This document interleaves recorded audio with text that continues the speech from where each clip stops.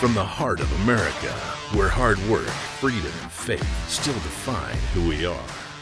From the farms to the factories, from small towns to city streets, this is the fight for the soul of our nation.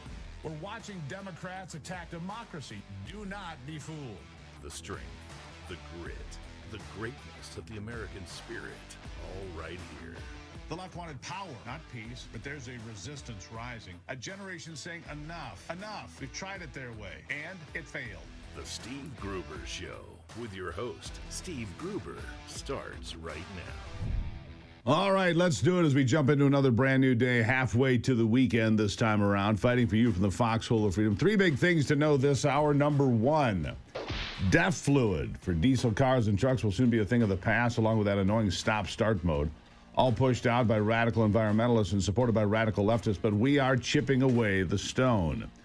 Number two, the stock market had a huge day with the Dow surging more than 1,100 points, the NASDAQ soaring almost 4% during trading, and oil prices easing a bit. I guess the correction could be over. And number three, the husband of former Homeland Security Secretary Kristi Noem being outed as a cross-dresser obsessed with wearing fake boobs. A handful of fetish models say that Byron Noem's husband has spent tens of thousands on his relationships with these sex workers online while discussing his kink for surgically enhanced bodies. And it's so much more that it's so much worse. April Fools. Actually, it is April Fool's Day, but unfortunately, that's a real story dominating the internet today. Kristi Noem's team released a statement saying that Noem and her family have been blindsided and devastated by the news and are processing it on their own. It's a crazy story, but there are several crazier ones that I wish were jokes on this April Fool's Day, ones that say a lot more about the state of this country and its politicians.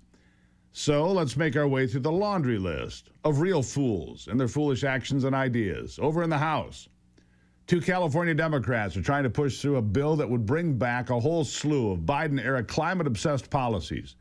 The very policies that have driven the price of electricity through the roof in many places. And of course, they're misleading everyone. They're calling it, get this, the Energy Bills Relief Act. They're using the same trick they tried with the Inflation Reduction Act, which, as we all know, only increased inflation. More than half of House Democrats have already signed on to the package, which would promote the development of wind and solar farms on public land and reinstate costly renewable energy subsidies paid by you that were eliminated in the One Big Beautiful Bill. It would also bring back the hurdles to liquefied natural gas exports that Biden put in place to pause those permits. So you tell me, does any of that seem like it would bring relief to your energy bill? The answer, of course, is no. It would do the opposite. Because although energy prices have jumped in the last month, they're going to come back down as the market settle. Oil today at 101, down a bit. But bringing back the policies that Joe Biden used to hamstring our energy independence would only make those prices go even higher and then stay higher.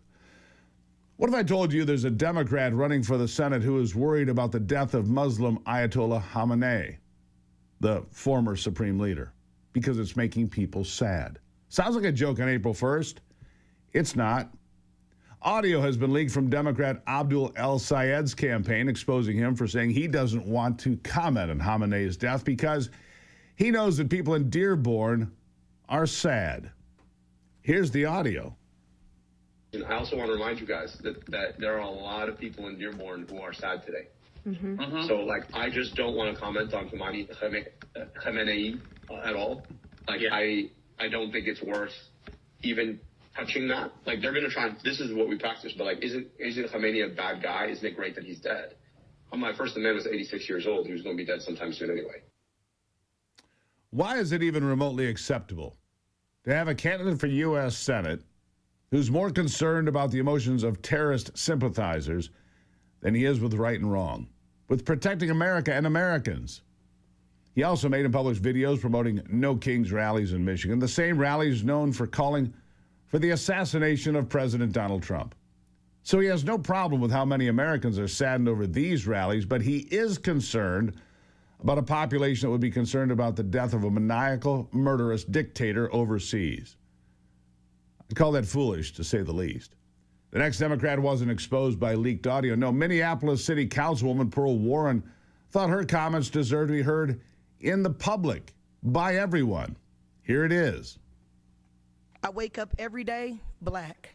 That's something that I have to deal with. It's not a choice. It's not an option. I don't get to take it off. I don't get to choose absolutely anything different.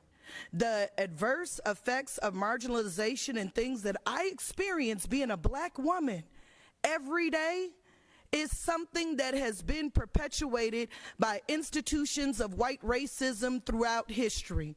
Welcome to the place that I've lived my entire life. Welcome to where I've been with my ancestors, my grandparents, my parents, and welcome. I'm glad that you have arrived and made it here. It is an uncomfortable and disrespectful space. If I wanted to sit here and talk about the disenfranchisement of what has happened to black folks here in America, I tell everybody to empty their pockets and strip their clothes off for the cotton that my ancestors picked. The fact that money is made from linen and cotton. What ICE is doing is disgusting, but I've been iced my whole damn life. And if you don't think I recognize what's going on, then welcome to my reality. Her reality of being an elected official, living in a fancy house with great clothes and a great opportunity because of America. No, she didn't end that with a happy April Fool's, everybody. She should have. Clearly, they are the remarks of a fool. Because it's a joke to rant and rave about institutionalized racism as you sit on the city council where you were elected to govern the people from a position of power, elected by the people. It's a joke to yell and point your finger at white people, telling them that somehow stripping off cotton and linen clothes is going to make black lives, people in black lives better, right? Come on. It's a joke to pretend to be the victim in Minneapolis, of all places, where the streets have been flooded with activists and opportunists, all screaming racism for years. It's worse than a joke. It's grifting. And it's obviously working for her, which is a bad omen for the future of America. She's not alone in being obsessed with the wrong issues. Democrats in Providence, Rhode Island, have decided that it's a valuable use of their time to oppose the mural that honors Irina Zarutsky, the 23-year-old Ukrainian refugee who was stabbed to death in cold blood on a train by a man who had been in and out of the criminal justice system at least 14 different times. Elon Musk has pumped his personal money into states all over the U.S. to fund murals to honor Irina Zarutsky. Democrats have decided those murals are divisive. That's the word that the Providence mayor used, and he's ordering that the mural be taken down in his town immediately. Here's what Rhode Island State Representative David Morales had to say about it. Listen. What are your thoughts on the mural? So I find it disheartening that we are seeing a right-wing movement that is exploiting the death of a refugee for the purposes of trying to spread division. Trying to spread division and fear-mongering rhetoric about the dangers that might exist in certain cities. And the fact that now Providence is being targeted in of itself is just so disappointing to see. Do you feel the death, the tragedy itself is political? I can't. It's a mural of a woman who was murdered, honoring her by somebody who was in and out of the criminal justice system 14 times. George Floyd murals are just fine, but the little white girl that fled war in Ukraine, no, we can't have her. It's too divisive. It had no kind of message on it, the mural. It was a painting of her, period. No words, no politics. These people have no clue. April Fool's Day, sort of. I'll be right back.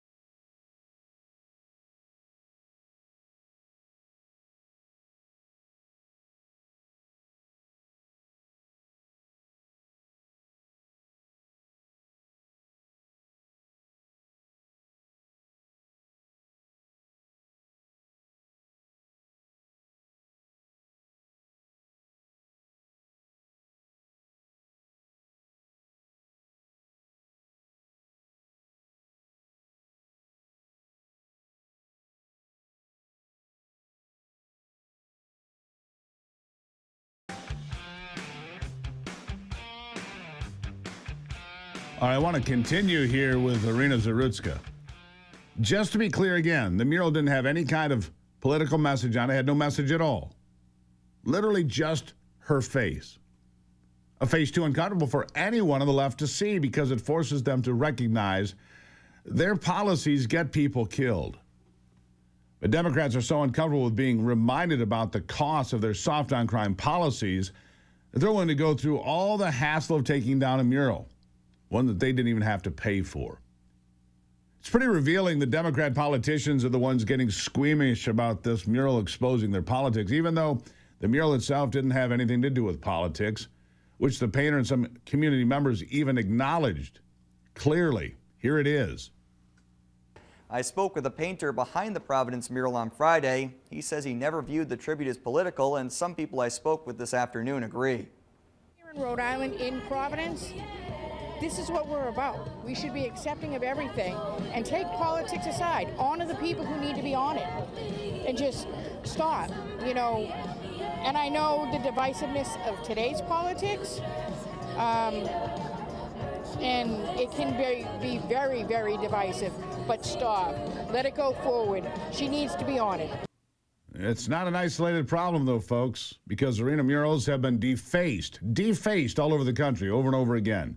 Can you imagine defacing the mural of a young girl murdered coming home from work by a career criminal? How dark does someone's soul have to be to do that? You see, Democrats don't care about human rights or justice when the victim is white, apparently, and an immigrant like Irina was. They're always looking for some kind of cause to get angry about as long as the victim isn't straight or white. And that brings me to one more interaction. One that I just can't help laughing at. Get a load of this No Kings protester who has strong feelings about the Straits of Hormuz. Listen. Isn't it a little bit homophobic that we're so focused on the Straits of Hormuz and not the gays of Hormuz? Yes, I agree. Yes, for sure. Why do you think they're willing to leave the gays of Hormuz behind? I think it's just historically, like, you know, gays have always been very discriminated against, which is wrong on so many levels. Even in war. Yeah, even in war. It just takes more reform in government, obviously, and then also educating society. I just feel like if we're going to go in there, we can't leave the gay people behind. Right. I don't think we should go in there at all, but if we're going to, the gays of Hormuz, we could turn it into Fire Island. For sure.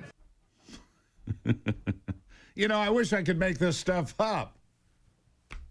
Protecting the Straits of Hormuz and not the gays of Hormuz.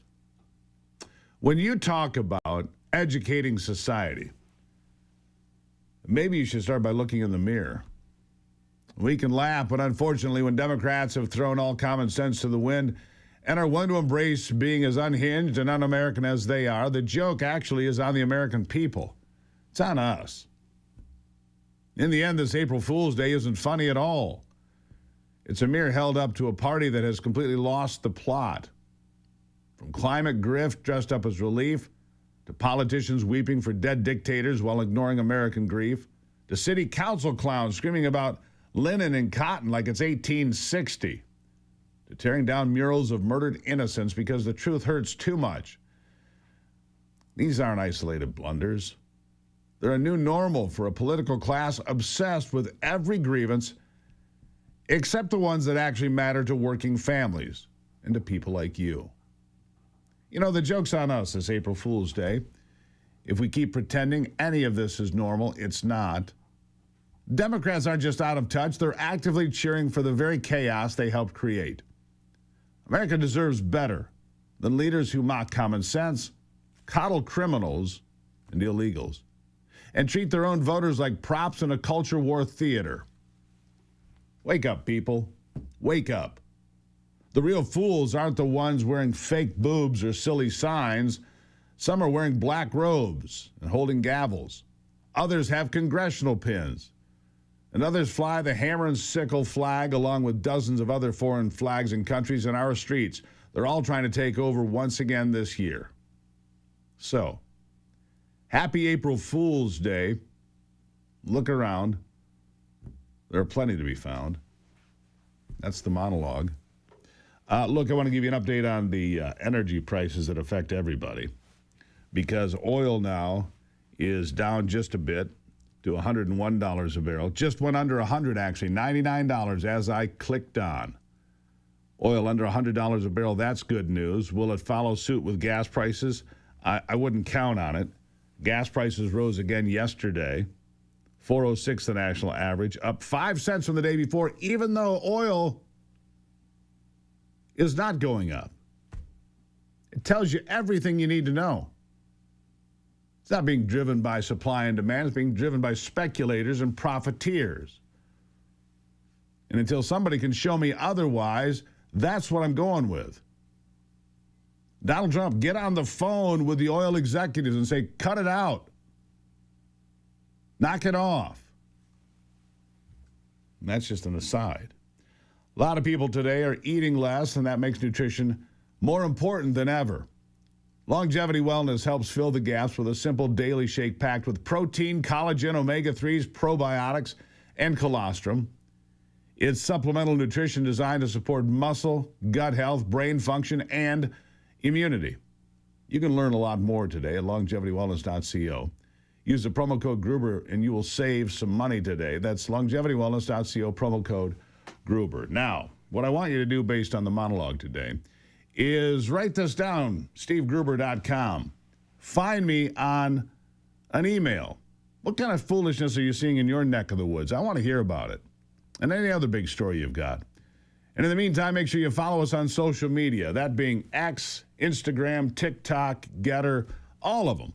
Facebook, did I mention that one? All of them. And remember, you can catch Susan Kokinda on the brand new episode of Forgotten America on the podcast on YouTube. Become a subscriber. You're going to love these episodes. Just got picked up for national distribution, too, which is good news. But YouTube, it's free. Forgotten America. I'll be right back. Happy April Fool's Day.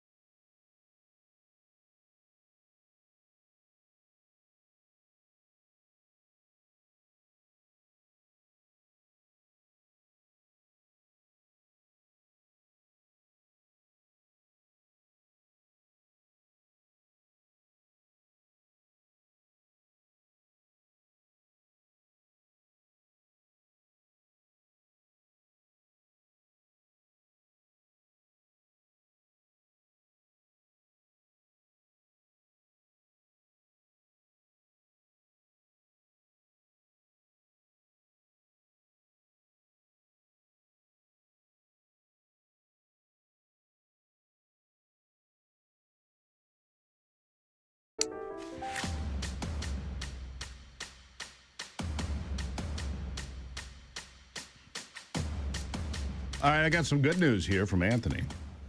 He said he saw gas at $3.89 on his way to work today.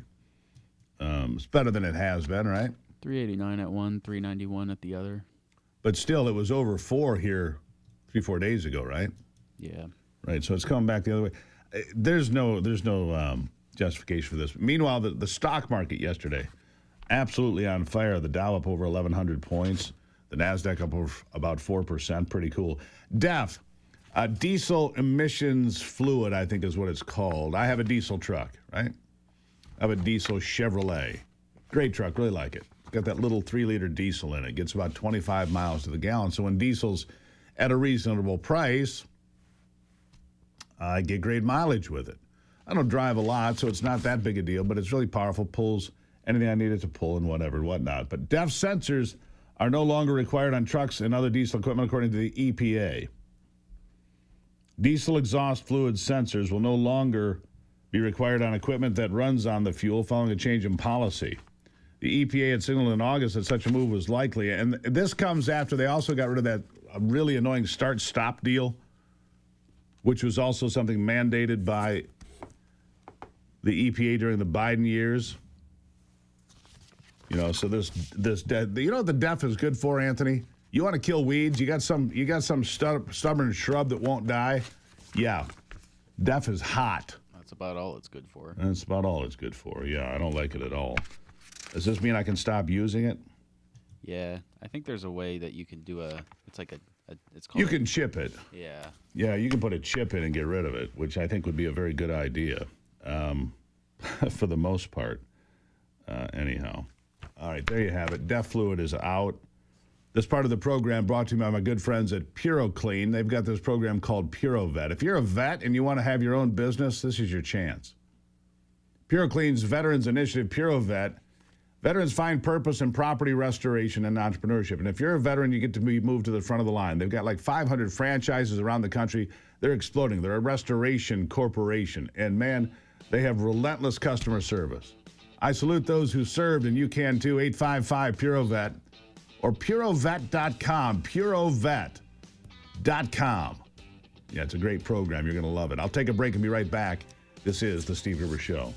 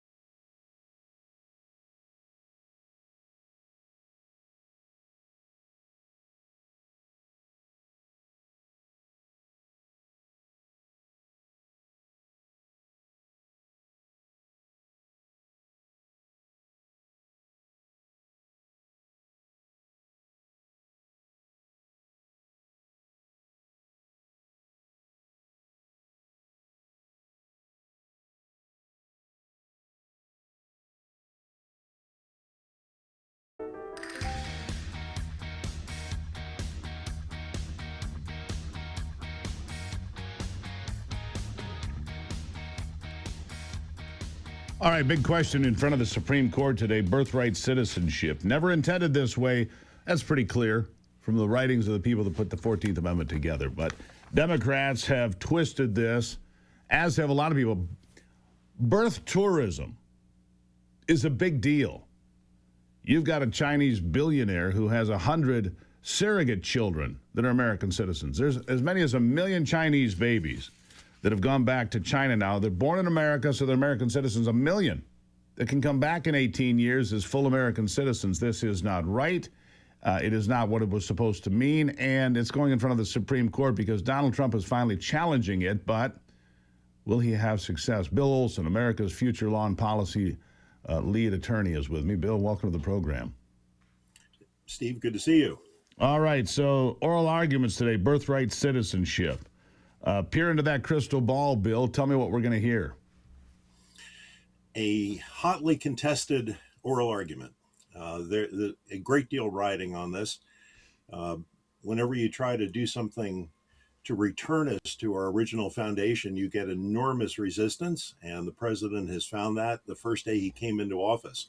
He was determined to return us to the historic meaning of the 14th Amendment, which limits citizenship to the people who are born in the United States or naturalized here, and those who are subject to the jurisdiction thereof, subject to the jurisdiction of the United States.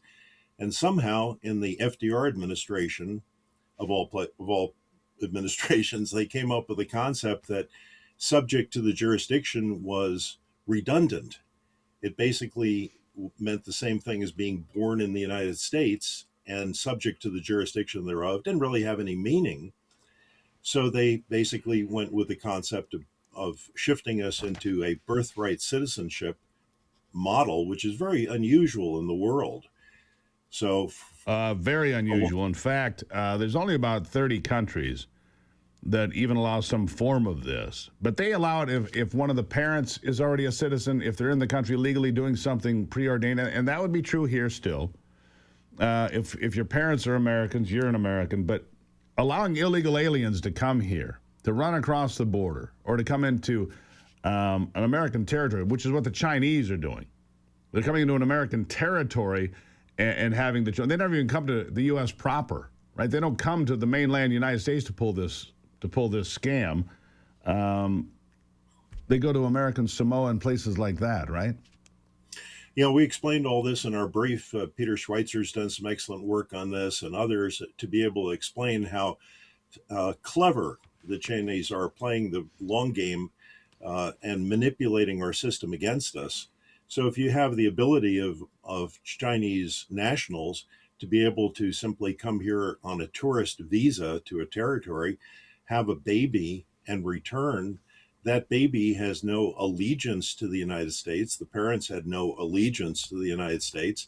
It's simply the accident of birth on U.S. soil, and that's never been the way in which citizenship was acquired here. So once that baby grows up to be 18 back in China, having been taught about the great evils of the United States government, they're able to come back here and be fully citizens that can fully participate in the American system, including voting and contributing to candidates and all that sort of thing, serving on juries. And it allows them, it opens the door basically to Chinese nationals of people who've only been here for a couple of days at the time of their birth to be able to not dominate, but have a major role in U.S. politics. They play the long game. They do play the long game. So it's conversations like this in front of the Supreme Court where I get concerned about people like Amy Coney Barrett. I'm not concerned about how Alito or Thomas are going to vote. They don't concern me. Chief Justice Roberts concerns me. Amy Coney Barrett concerns me, because if they basically constitutionalize birthright citizenship, floodgates are open. Floodgates are absolutely open, aren't they? Well, the floodgates have been open, and that, of course, is the problem. And the only president who's had the guts to take on the issue is Donald Trump. As I said, he did it the first day in office, and he did establish a very reasonable and actually moderate position, because you could take the position historically that both parents have to be U.S. citizens for the child to have citizenship. Historically, you could take that position. He did not. He said that if the father is not a U.S. citizen or a lawful resident and the mother is here illegally or temporarily, then that baby is not a U.S. citizen. That is not an extreme position. That is actually extremely historically defensible position. But the people on the other side take a Supreme Court case that was decided in 1898, Juan Kim Ark, and they say the matter's already been decided, has long been settled by the U.S. Supreme Court, which is a total falsehood, because the case of Juan Kim Ark had to do with Chinese Americans here under the Chinese Exclusion Act who were here lawfully. They had lawful status, and they had babies born here, and now that case was wrongly decided, and it was at great odds with what the framers of the 14th Amendment said. It was at great odds with what the Supreme Court had said previously in two other cases. And yet it doesn't even address the situation that's now before the court. And yet you read all these briefs by these high-paid attorneys for leftist and immigrant organizations, and they make bold statements that this case directly controls. You really wonder what passes for legal research and reasoning these days. I don't wonder, Bill. We see it all the time. I mean, the professors at these elite law schools, many of them are far left, radical leftists, I think is safe to say. And it doesn't really matter what the Constitution says as long as they can try to pervert the language to their advantage. Where am I wrong? And this is so sad, because you really have to look not just at the language which lawyers can manipulate, you have to look at the purpose of the law, purpose of why this was written. And the framers of the 14th Amendment had many debates on this issue, and they basically said, we don't want to allow people with allegiance to foreign countries to be able to come here and have babies and have them be citizens. The issue is allegiance. And the funny thing is that when you have an American citizen, the citizen has an allegiance to the government, and the government has a reciprocal duty of protection of the citizen. If you're seized somewhere, the U.S. government has a duty to try to rescue you. However, these people have demonstrated no allegiance. They are born to people who are citizens of other countries, who think of themselves as citizens of other countries. They don't raise their children up in a normal way to be able to pledge allegiance to the United States of America, to be taught about what it is to be an American. So they're basically raised in a foreign culture in many situations, with very little connection to the United States, except they want that piece of paper to be able to participate fully, just as any American here has been here hundreds of years. To come here and fleece the country, Bill, is what I think. Anyhow, we'll be hearing oral arguments today. We'll get you back after that and see if we can take your temperature on it, because I'm concerned about a couple of the justices there. This should be an easy decision, but in this day and age, who knows? Bill Olson, thank you for being here. Yes, sir. Really appreciate it. Good stuff. Good explanation. Happens today. We'll talk about it tomorrow right here on the Steve Gruber Show. I'll be back in a moment.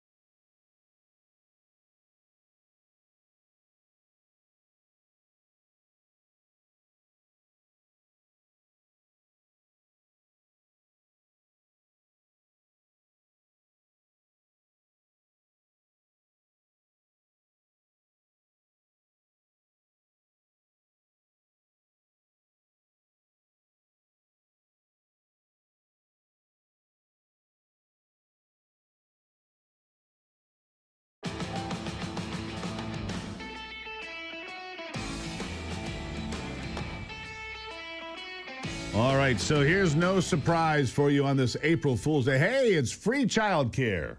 April Fools. No, it's not free. Mamdani's plan for free childcare for New Yorkers. If you didn't see this the other day, he said, we're building a new building, free childcare for all government workers in this place. Not for ordinary folks. Folks that are already getting a government paycheck now get free childcare. But according to the headlines right here, it's going to cost $60,000 per child. 60 grand per child. Yep. The free child care is a big cost. Of course, it'll be free to the people who get the service, but not to the taxpayers who are paying for it. Of course not. Taxpayers are on the hook. You know, people that are not getting free child care, people that are not getting a free handout from the government, they get to pay the bill. But you see, you have to understand how this works. These workers in these buildings getting the so-called free child care are all union members. Those unions vote how? For Democrats. So if you give them a bunch of free stuff, they're going to keep voting for their free stuff. It's called buying votes. By any other name, it's still the same. It's buying votes, securing power for the communists. It's a shell game that's always been played by leftists. Nothing is free. They know it. Somebody always pays the bill. And it's usually the working class people of America in Brooklyn and Queens. They'll be picking up the tab for this. Send the bill to the taxpayers. They'll be happy. Free child care, just not for them. All right? I want you to hear this. Here is Mamdani announcing the free child care. This fall, it is a center that will be transformed into New York City's first ever on-site child care program for municipal employees. This is a site that will be 100% free with the child care that it provides. It'll provide full day care from children as young as 6 weeks to as old as 3 years old. And on April 30th, these applications will open for every single worker in the David Dinkins building, as well as every single DCAS employee, regardless of their location across the city. Yeah, $2.3 million. That's the annual price tag here, $2.3 million. It'll be part of the new executive budget coming out. That comes out to just about $60,000 per child in daycare. Again, free to the people using it. Not to the people that have to foot the bill, because it's the same thing all over again. Let's see here. On average, daycare cost for the city, in the city for infants comes in at 26 grand. Toddlers, 23,400. That's the annual cost if you're going to a private daycare. But a government-run daycare, more than twice as much. It's like every government agency. Let the government run it so they can run it into the ground and charge you twice as much for half as much service. That's the way it works. It works in Mamdani's New York just the same. There you have it. Another free policy. Let me put this where it belongs, right in the circular filing system. Another failed initiative by a socialist to run the city into the ground. But look, New York, you got what you voted for. I hope that all of you folks that voted for Mamdani that are not getting free child care and get to pay the bills for those that do, I hope you enjoy that, because you deserve it. You deserve it for being that ignorant. April Fools? Oh, no, but you're the fools. Meanwhile, Congressman Andy Ogles says it's high time to cut off welfare payments to immigrants. Why is that? Why is it that immigrants here, both legal and illegal, are on welfare at far higher rates? By the way, that used to not be legal in America. If you came here and got on welfare, you had to go back to where you came from. Oh, no, not in the socialist America. No, we just foot the bill. Come on in. Have a nice place. We'll live in squalor over here while you get free stuff over there. Listen to this. Bill, again, just as you're saying, you have to have a job. You have to show that you can support yourself, because right now, 65% of individuals coming into this country, where do they end up? On welfare. Mind you, we still have roughly 20 veteran suicides a day. We have kids across this country who don't have textbooks. So instead of your taxpayers taking care of our veterans and our kids, it's going to people who, quite frankly, don't love this country, don't belong here, and we should deport them. Yeah, you've proposed interviews that determine the moral character of potential immigrants, among That's other right. strict requirements. We'll be watching it, the Assimilation Act. Thanks for highlighting it today, Congressman Ogles. Yeah, the Assimilation Act. Well, it should happen. If you come to America, just like we were talking about with the 14th Amendment, come here, pledge allegiance to the United States of America and to the republic for which it stands, one nation under God, indivisible, with liberty and justice for all. Come and do that. Come and do that. But if you want to come here, get on the dole, the government dole, get the government paycheck, no. Absolutely not. Meanwhile, one more fun thing. I mean, there could be a change coming. I hope there is. Nick Cannon's part of that entertainment industry that is so often hateful of America, even though they line their pockets with American money. Well, there could be a change coming. Listen to what Nick Cannon had to say. Part of the Republican Party. That's right. Former Democrat, former liberal. Yeah. I was a liberal Democrat my whole life. Is that because the bag has got so intense and so heavy that you got a whole nother, you up there with the elite now? Or? Not even close, not even close. Democrats don't care about black people. Okay, and they don't care about people, they don't care about people of color. And the Republicans do, and that's the misconception. And you know what? I agree with you 100%. Thank you, People Nick. don't know that the Democrats is the party of the KKK. Yep. People don't know that the Republicans are the party that freed the slaves. Yep. I mean, both of you and I have some conservative views. You just a little bit more outspoken about it than I am. And I honestly don't subscribe to neither party. I rock with W.E.B. Du Bois when he said there's no such thing as two parties. It's just one evil party with two different names. Yeah, is he wrong? The Uniparty doing us no favors today as we watch nothing happen in Washington. The president could call an emergency session of Congress under Article 2, Section 3. I think he should do that. You come on back from your little Easter vacation. Do the work of the American people that you don't do very often. I'd appreciate that, too. Yeah, I guess I'm on a roll today. Nice to see you. It is the Steve Gruber Show.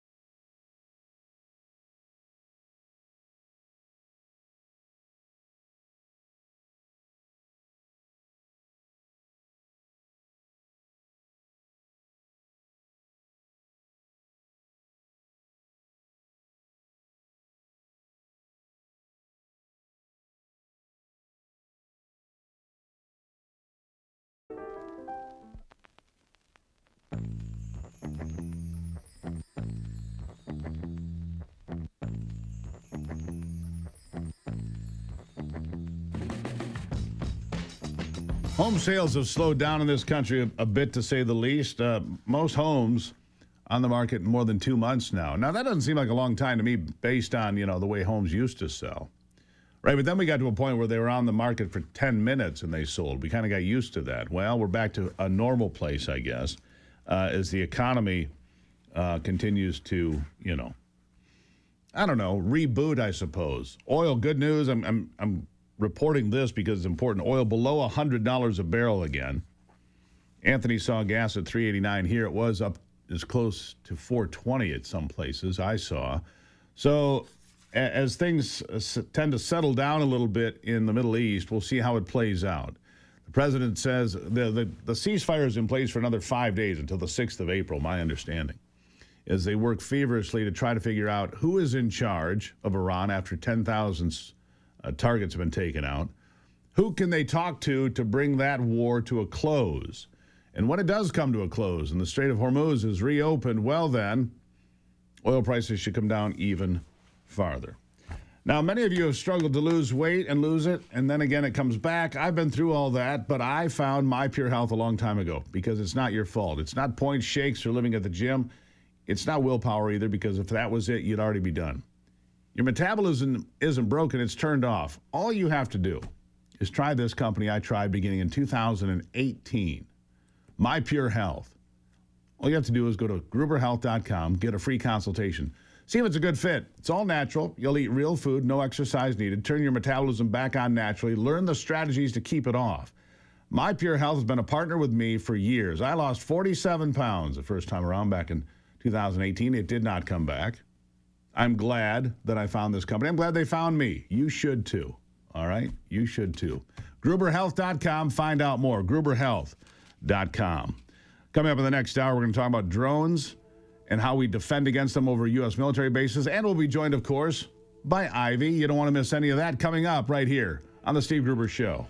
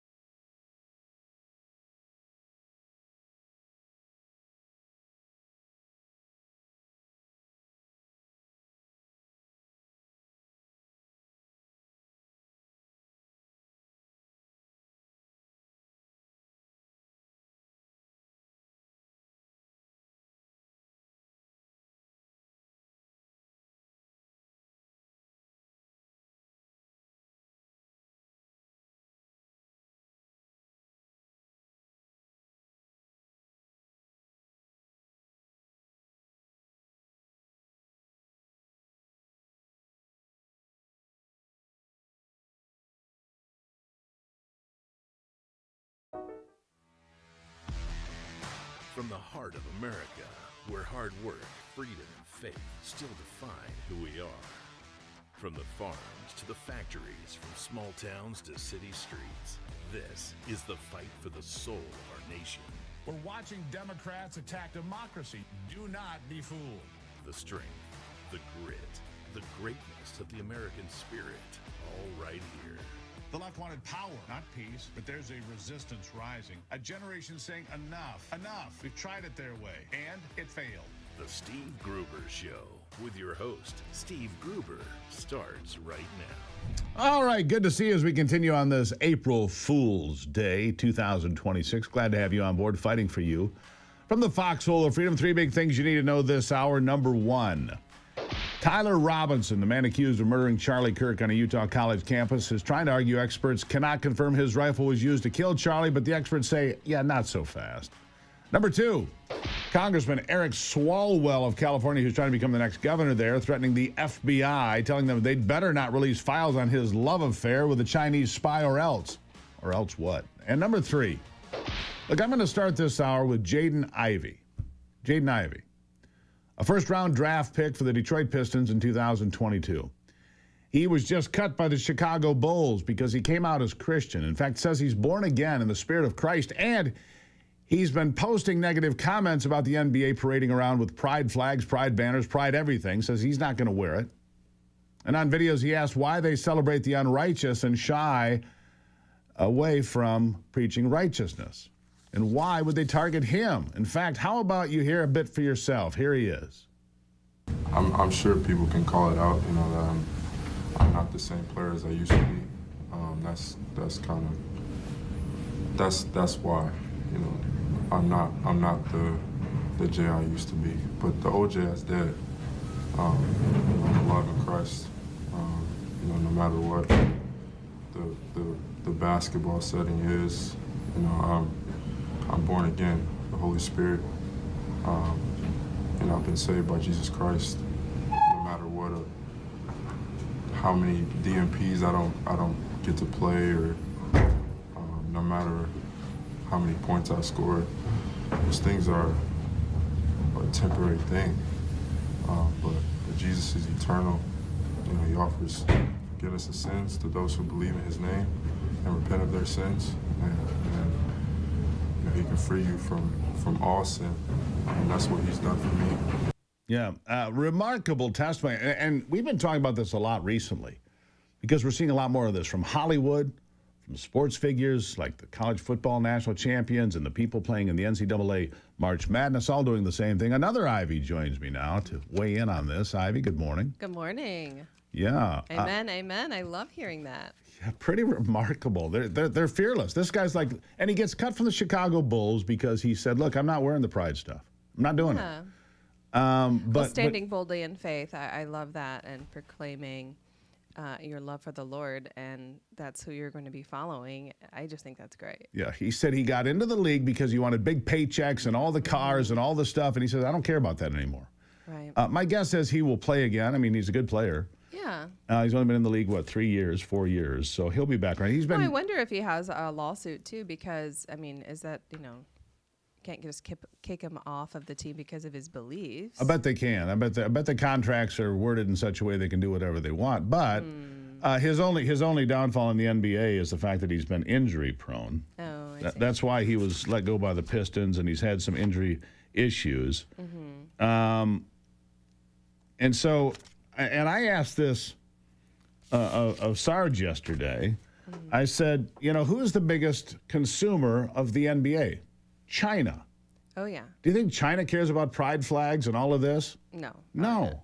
I mean, the money for the NBA, much of it comes from China now. They're big fans, which whatever, right? Right. I just think that, what it was at the NFL many years ago where they were doing the same thing. Yeah. I think it turns a lot of people off.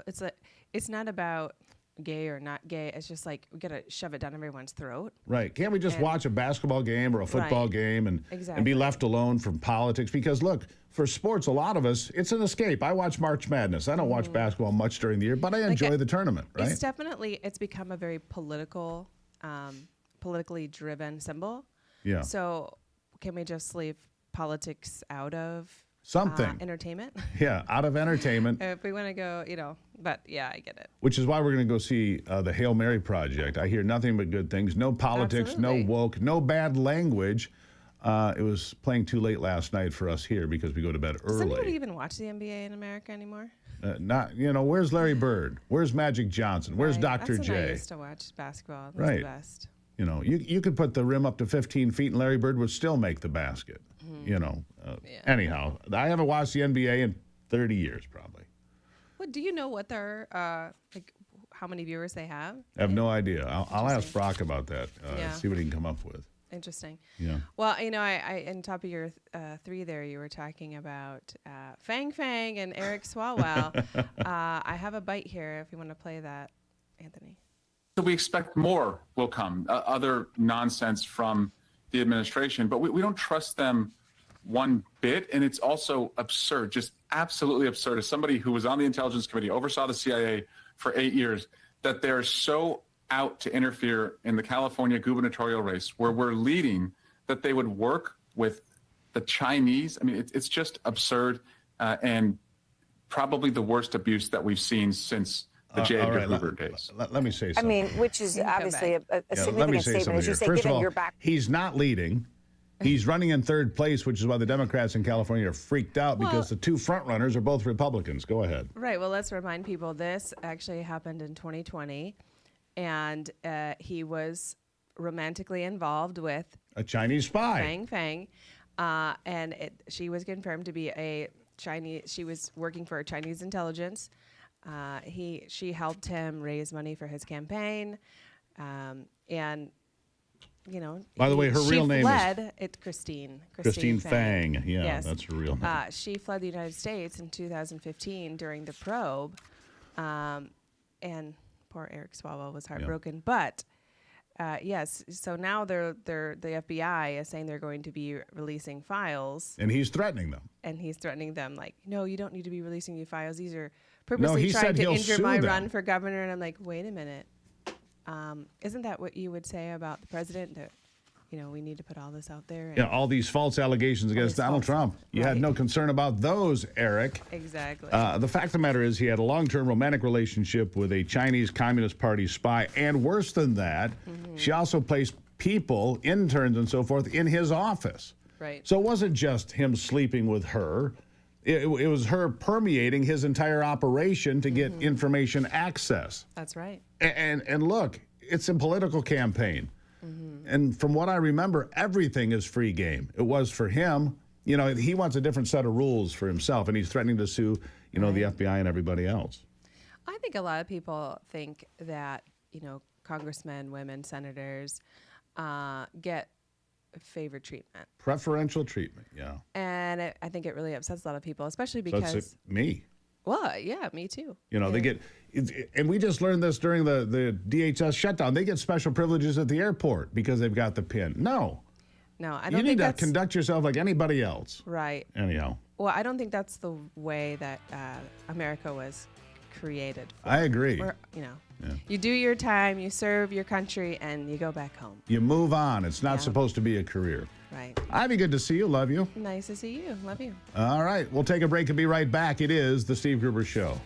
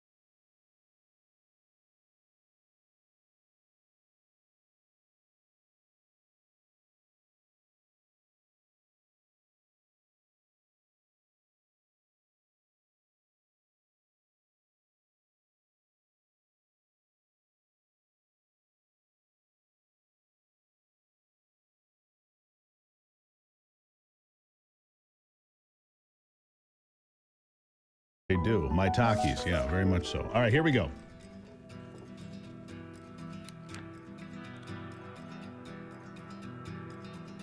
All right, I want to take a moment here and talk to something that is, it impacts all of us. It does, especially as you get older.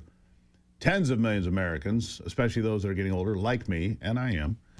Inflammation. I mean, it just messes with your entire body. The vast majority of medications people take for inflammation largely mask the issue rather than tackle the underlying problem. That is what we're dealing with today. And joining me now is Peter Galuli from the Wellness Company. He's the CEO. Peter, good morning. Thanks for having me, Steve. Always good to see you. All right, so inflammation, you get joint pain, weight gain, all these other things that go along with it. You don't feel 100%. And inflammation, I mean, I've heard it from my doctor. I've heard it from Ivy a number of times. These are the things we talk about. When you want to make America healthy again, it starts at home. It doesn't start with the government. I appreciate what they do, but it starts at home, doesn't it, with inflammation? It absolutely does, Steve. And I think it's helpful to start by maybe defining inflammation. So inflammation is actually the immune system's response to injury. It's how the body, attempts to heal itself and protect itself from either bacteria or infection. The problem is, as we get older, Steve, that our body is a target, right? It can't quite identify injuries properly anymore, and it can't quite heal as effectively anymore. So inflammation kind of becomes a rampant or chronic problem, right? And that's why we see, so many people with, arthritis or all of these other inflammation-related injuries out there that just kind of last on and on and on. Yeah, they linger. They linger. And people are like, well, I'm just getting older, and they settle for it.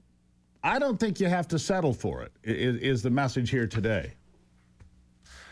I completely agree with you, Steve. And I think, inflammation can become something that a lot of people normalize and a lot of people live with. But the truth of the matter is you shouldn't. And moreover, that inflammation is linked to so many different kinds of bad disease states that you absolutely don't want to have to live with.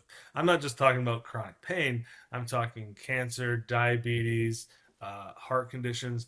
All of these conditions have very strong links to inflammation that, if going on unchecked, can really exacerbate or create these problems or make them worse. So you really want to be able to. Yeah. Now, one of the words I hear a lot about, peptides. Peptides, I hear a lot about them. I do a lot of reading about this because I want to be as healthy as possible. The point of having a long life is having one you can enjoy. So is it true that there are peptides that can actually work with my body to treat underlying causes of inflammation, like the arthritis you mentioned? 100%. And peptides are one of those concepts that a lot of people hear all the time, on social media, but they don't actually know what they are. So simply put, a peptide is just a protein that serves as a signaling molecule for your body, right? And there's common peptides that we're familiar with and probably hear about every day. Insulin, for instance, is a peptide. Collagen is a peptide. But there's dozens and dozens of them out there, and some of them are, prescription-grade pharmaceuticals and being actively pursued by the pharmaceutical companies. Secretary Kennedy is a strong advocate for peptides. He actually has been openly instructing the FDA to put 14 peptides back on the compounding list for pharmacies because he truly believes that these peptides can have life-changing benefits. And I'm here to tell you, Steve, that they absolutely can. Peptides can help with conditions like inflammation because they can help your body heal strong immune over response creates that inflammatory marker that your body has to deal with. Yeah, and here's it. To me, it always circles back the same way. Look, and I've heard a number of people say this. I'm going to steal the line. There's no money in healthy people. There's a lot of money in sick people. That's a commodity, right? So if you've got $130 billion being spent globally on anti-inflammatory drugs, which we do, I mean, that's a lot of money flying around. So why would you want to cure people when you can keep selling them this thing to mask the problem, right?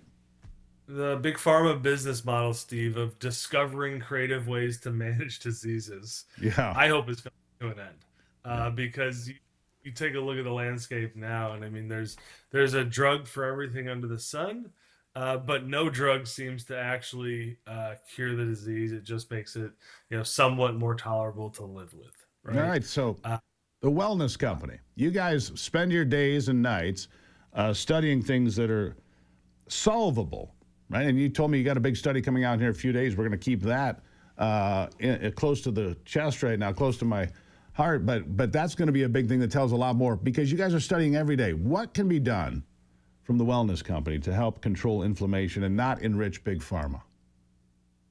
We have a ton of solutions, and we're actually leveraging peptides in most of them. So we have our TheraBlue. It's a topical gel. If you've ever used something like Icy Hot, you know that it offers temporary relief, but leaves you a little sticky and tends to fade. So we actually have a topical peptide that can actually penetrate the skin and calm inflammation and joints at its source. And we also have a liquid peptide called Regenerate, which you can actually add to your water every morning. And it helps provide your body with the signals it needs to help deal with gut inflammation, which, as many people deal with every day, is a really unpleasant way to live. And I think these products can offer great benefits to people who are looking to get beyond some of these chronic issues. Yeah. Stop feeling lousy and start living again. That's kind of my message here today, Peter. To start feeling better again all the time. Peter Galuli, always appreciate your input, sir. Thank you. Thank you, Steve. Yeah. Inflammation, especially as you get older. You got gut issues, you got joint issues, you got, you just don't feel 100%. Well, let's change that today. twc.health/Gruber, the Wellness Company. They spend their time developing these products and testing them, and they've got a big study coming out, I'm going to tell you, here in the next few days that's going to really change the way you think about some chronic diseases in America. twc.health/Gruber. You can save 10% today on the Methylene Blue and all the other great products that Peter and his team put together for you every single day. twc.health/Gruber. Go check that out. And we'll take a break here. It is The Steve Gruber Show.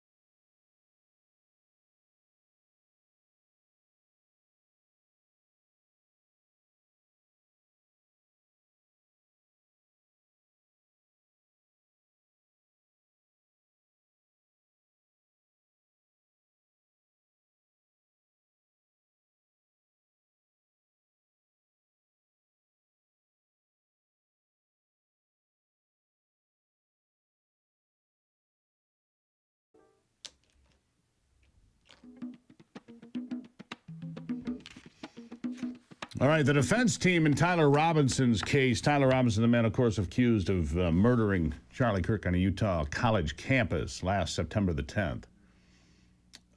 They're trying to, and some really irresponsible reporting from the Daily Mail and others on this. Irresponsible headlines saying that the rifle used does not match the bullet. That's not what was said.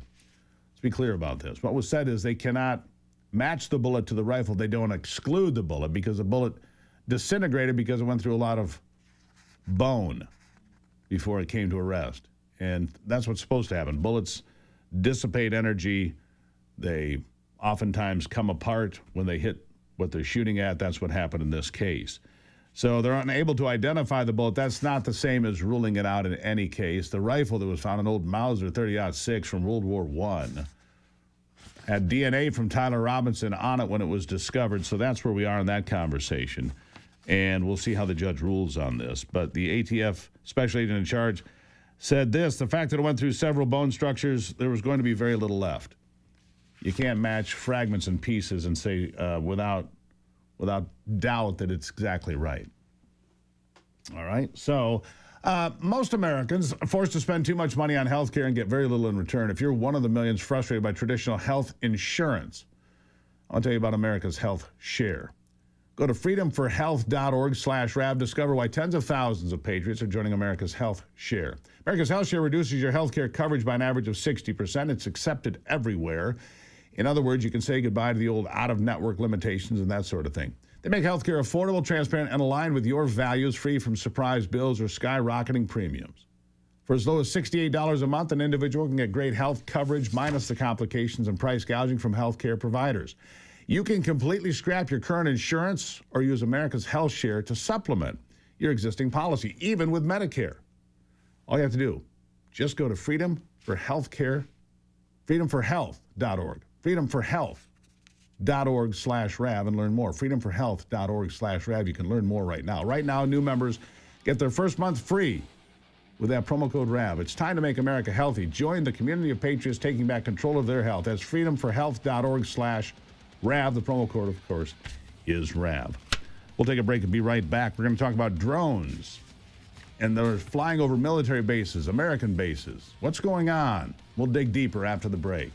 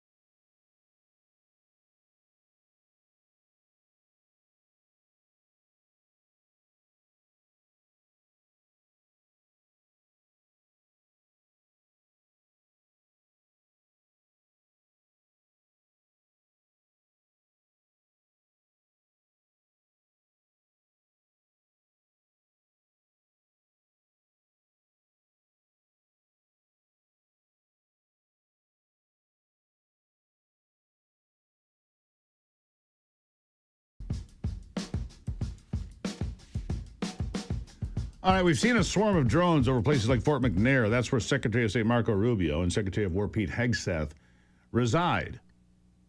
Drones being used because they're becoming ever cheaper and available We're seeing them used in warfare, of course, in Ukraine and Iran and elsewhere. But what about for surveillance and them flying over Mar-a-Lago and other places? Well, John Ferguson is a drone expert and the founder of Saxon Aerospace. He's also a Marine veteran. Pretty well in tune with all of these things. John, good morning. Hey, good morning. How are you? I'm good. Nice to see you today. You've worked in 80 countries designing long-range military-grade unmanned aircraft, advising military, energy, critical infrastructure, all this. How do we defend against this? That's the first thing that comes to mind for me. You've got drones that are flying over Mar-a-Lago. You've got drones that are flying over airports, creating havoc. You've got drones that are being spotted over Fort McNair and elsewhere. What can we do about this? Well, Steve, it's good to see you again. First of all, but yes, sir. Yeah, it's a serious issue that we have to deal with here in the United States. It's a situation where we have this low tech drones like the Shahed drones that are able to come into the United States. Well, they're not able to come into the United States, but their communications allows them to go very long distances. And we have a lot of our military bases here that have a lot of counter drone technology. The problem is that some of these aircraft could actually just get through the defenses because there's not enough surface area for these, standard radars to pick up and to interrogate, right?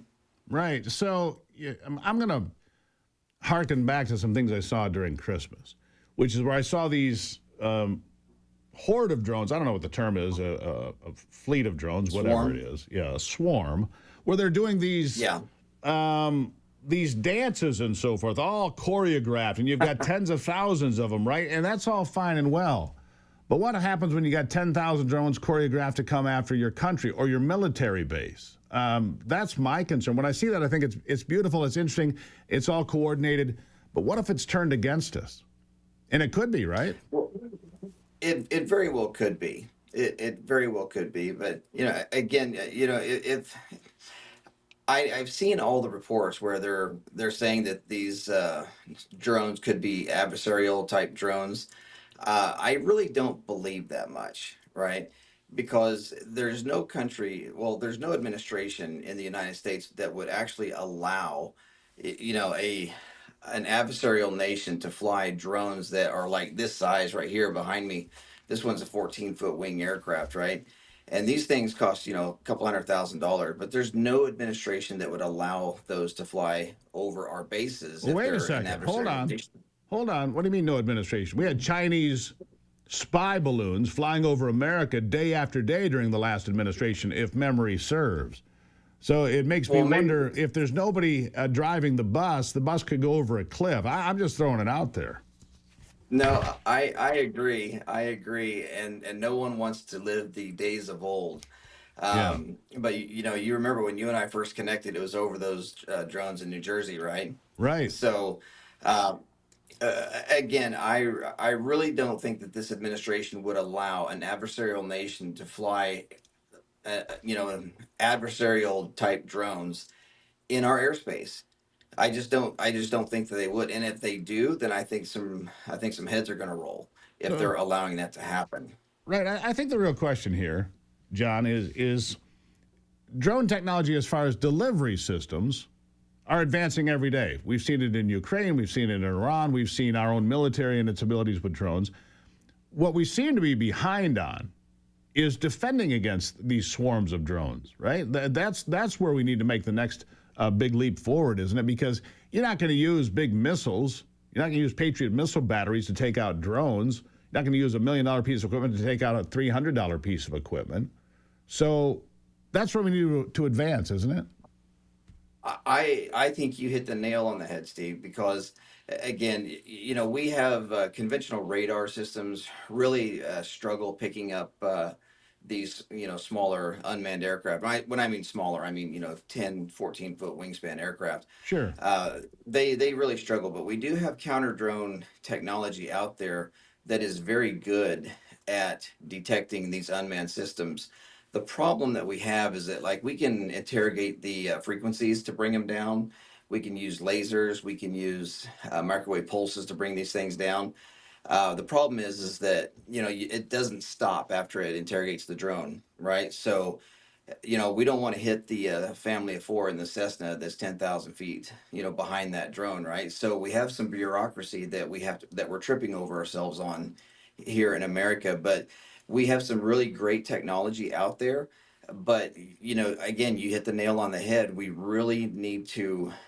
need to shore up our counter drone technology very, very rapidly. And I've said this a lot before. Trump's done an amazing job of bringing in all of this money back into the United States with Doge and tariffs and all this other stuff. I think he needs to shave off a couple, 2 or 3 billion to advance our defensive systems here in the United States, because these drones that are flying over these bases, they're pointing out on a global scale our weaknesses. Yeah, they are pointing out our weaknesses. And look, China is at war with America, whether America realizes it or not, have been for 30, 40 years. So what do they do? The same thing that the Soviets used to do. You poke and you prod and you just kind of feel around and try to figure out where the weak spots are. That's what they're doing, isn't it? That's exactly what they're doing. But again, I just can't imagine this administration allowing some adversarial nation to fly over our most critical infrastructure. These drones, in a matter of minutes, are collecting data that people used to die in the battlefield trying to obtain, right? So anytime you have a forward observer, or someone doing a reconnaissance to try to collect information before a large scale attack on the battlefield, some of these people have died in the past. And these drones, in a matter of just a couple of minutes, will collect all of that data and then some. So and map the battlefield completely in 3D animation and put it out there for you, so you know exactly what your target is. That's part of what's happening in Iran right now, I believe. Anyhow, John, really appreciate it. Look, we're going to keep you on speed dial. Beautiful drone behind you, by the way. Why, thank you. My apologies, the computer's not working here for some reason, so I had to use my cell phone. It worked out just fine. John Ferguson from Saxon Aerospace. Always appreciate your expertise, sir. Thank you.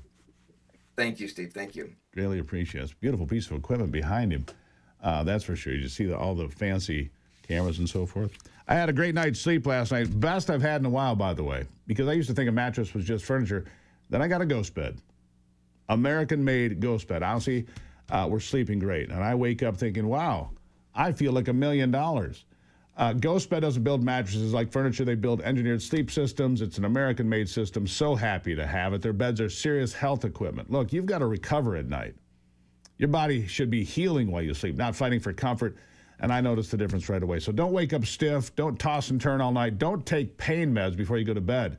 That's not aging. That could be your mattress talking. And here's another thing I love about Ghost Bed. You get 101 nights to try it at home.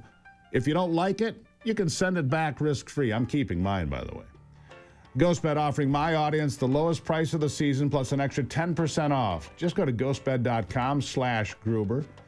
Use that promo code Gruber. That's ghostbed.com/Gruber. First new bed I've had in a while. By the way, American-made, and the price is better than what we bought previously. It's incredible. Ghostbed.com. Promo code Gruber. I'll be right back.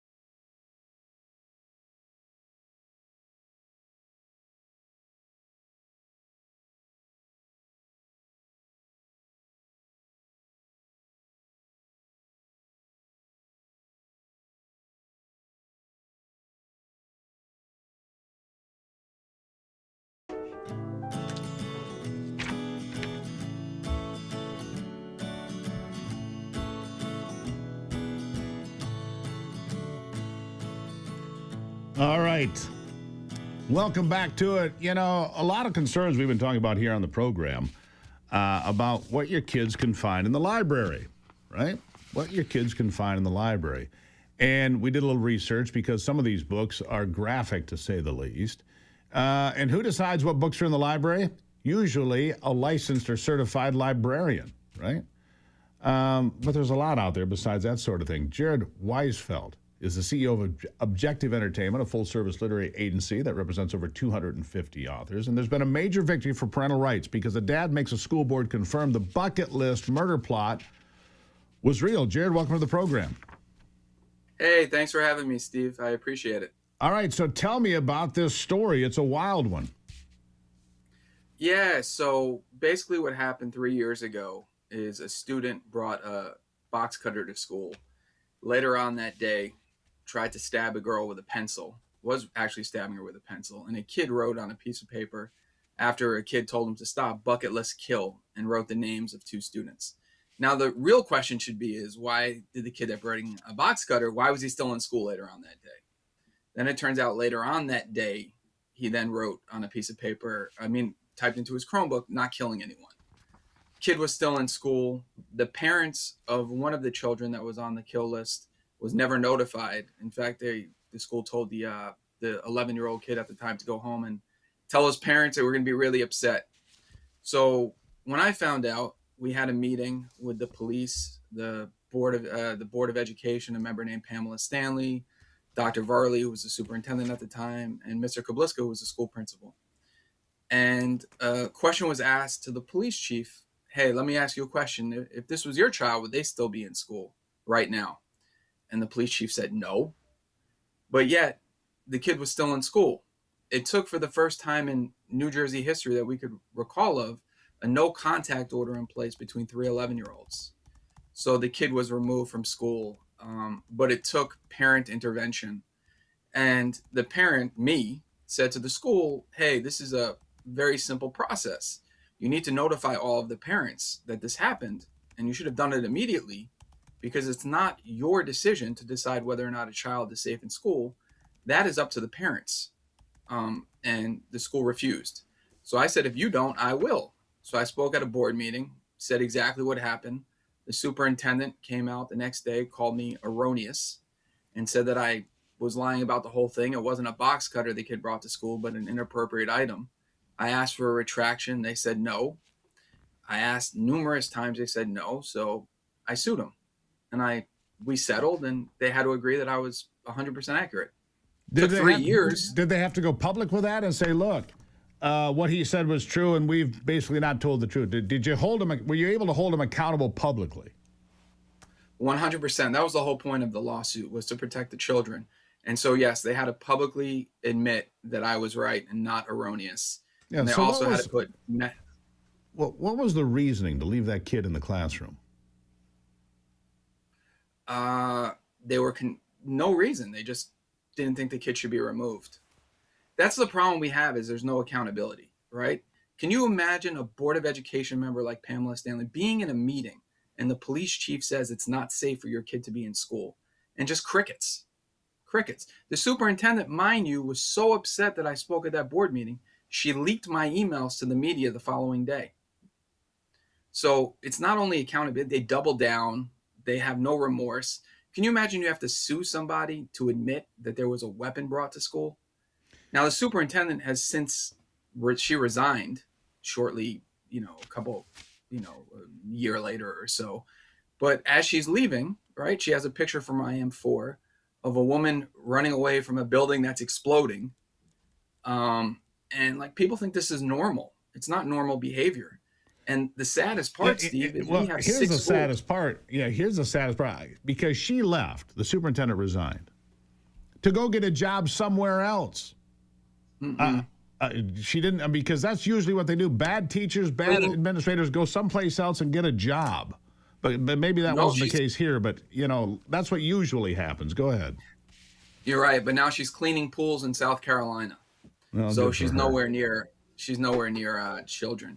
But that's a good step forward. The point is there's no accountability. I had to come out publicly to get accountability. And I think parents all across the country can do the same thing. You know, before you move into a town, watch a board meeting. See if these people are nuts. Watch the school superintendent. See if they're nuts, right? There's a story out of South Carolina that's mind-blowing to me, right? I want you to think about this, Steve, right? There's a school called Charleston Day School, right? A very, very popular day school in Charleston, South Carolina, filled with the richest of rich in South Carolina, right? They took out an EANS, they filled out an EANS application for PPP money, an EANS application. And they said that more than 50% of the school was lower income family. That's impossible. It's one of the wealthiest schools around. Not only that, when they took out a PPP loan, they said they were only around for 2 years or less. The school was founded before World War II, right? And they said they were a child daycare center. There's no accountability. These people get away with it, right? There's zero accountability for people that do these kinds of things to parents. It's unbelievable. They make excuses about everything. Everything is somebody else's fault, right? No accountability. Yeah, that's what America has become. Pass the buck. Pass the buck. The buck doesn't stop anywhere, Jared. You're exactly right. Great story. I'm glad you prevailed and stood your ground and held the line. It's really important, and I appreciate you being here. It's because of local media. Tappan 2, right? They reported the story. Without local media and hyper-local news, we have nothing. There's no way to get the voice out. So shout out to Tappan 2 for doing their job. Local media is really important. Fair and balanced local media is really There's important. nobody fair and balanced. Tappan 2 is the most fair and balanced. Yeah. It's just balls and strikes. Yeah. Jared, greatly appreciate it. Thank you, sir. Thank you so much. Interesting story. Check out the school board before you put your kid in the school district. That's an interesting piece of advice. Maybe pretty good. I'll take a break and be back. It is The Steve Gruber Show.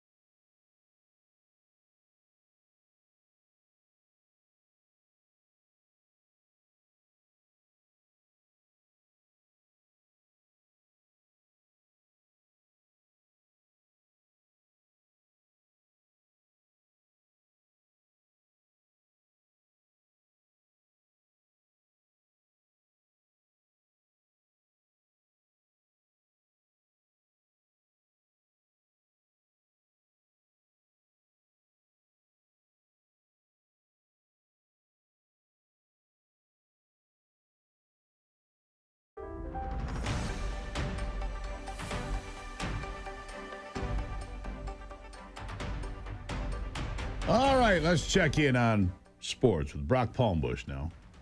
With a look at sports, I'm Brock Palmbush. Hall of Fame golfer Tiger Woods announced yesterday via social media that he is, quote, stepping away for a period of time to seek treatment and focus on his health, end of quote. This announcement comes just 4 days after he was arrested for DUI after he was involved in a rollover car crash in Florida. Tiger won't play in the Masters next week, and it's unclear as to if or when he ever plays again. A full schedule in Major League Baseball yesterday. American League winners included Toronto, Texas, and the LA Angels. National League winners included Philadelphia, Milwaukee, and the Los Angeles Dodgers. In the NBA last night, there were 7 games played. Winners included Charlotte, Detroit, Houston, and the Los Angeles Lakers. In the NHL, there were 10 games played last night. Winners included Montreal, Florida, Winnipeg, and Edmonton. That's a look at sports. Back to you, Steve. All right, Brock, so will he play again? Is Tiger Woods done? Is that it? He might be. There's lots of speculation that he's addicted to painkillers and other stuff. I'm not talking about, cocaine or anything like that. I'm talking prescription drugs. Which can be worse. Could be, yeah, like painkillers with the horrible accident that almost killed him, 3 years ago? Well, here's the thing. He's now, go ahead, I'm sorry. Every one of these accidents, me going back and looking at the timeline, the accidents happened after major surgery, usually back surgery. So he gets up on the painkillers, and then he has an accident, then he has more painkillers, and it's a bad cycle from what it looks like to me. It's really, really sad because he is no worse than the second greatest golfer of all time, behind only Jack Nicklaus. That's because Nicklaus won 18 majors. Nicklaus won 18 majors. Tiger's only, in quotation marks, won 15. Right. I mean, Daly is the best of all time. I expected you to say that. What a legend. Yeah. There it is. Anthony says John Daly's the man. Anyhow, let's hope Tiger gets better. He is he is a remarkable athlete with remarkable skill and obviously a problem. He's made lots of mistakes, though. A lot of it self-inflicted, though. Yeah, Unfortunately. Yeah, self-destructive behavior can do that. Yep. Brock, thank you for that. Greatly appreciate you. For those of you on Real America's Voice, Sunrise up next for the rest of you on streaming and MTN. The Steve Gruber Show continues for another hour of, broadcast excellence, as Rush used to say. I'll be right back. It is the Steve Gruber Show.